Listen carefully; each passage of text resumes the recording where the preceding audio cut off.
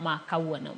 Kawadhi nyime ne jokanyo sekta mar limbe kod ohala e kaunti ma Kwale kwayo mondo ng'anyo madhi nyime pacho ka otime yo mar kwe mondo duok chien kethruok mar mwandu kod medruok mar tulo ma kinde ka kinde. Giwacho ni kaunti ma Kwale ogena ahinya weche limbe kendo kapo ni jonjore biro donjore e ng'anyogo kendo timo maundu to biro duoko chien chia mar sekta no. Gikwayo rowere mag Gen Z motelo ne ng'anyogo mondo ne ni onge jonjore mariwore kodgi e kinde ng'anyo ma kamago.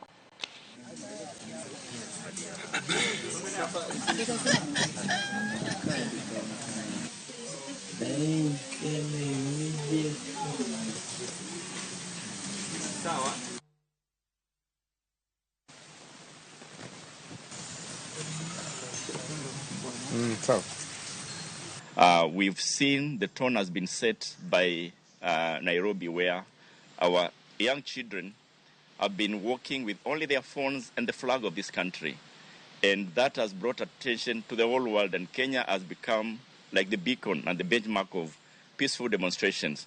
What we are saying no to is those elements of violence, because violence begets violence, and that is not how we can run this nation. What we are trying to put through to our youth, there is nothing wrong with demonstrations, but make it peaceful. It has to be within the limits of the security, such that we ensure there is continuity.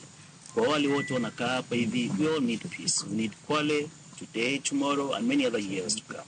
GNC vijana youths na wasapoti kwa mienendo yao. Lakini juzi yale tuliona Kwale wakati walifanya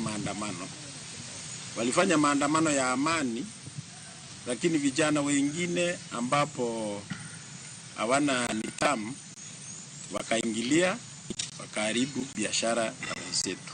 Kama mzazi ama mama, tuko na watoto pia ambao ni majenzi, na tunawasihi sana, maana watoto wetu wengi wamepoteza maisha. Tunawasihi sana wasiingie kwa hii mambo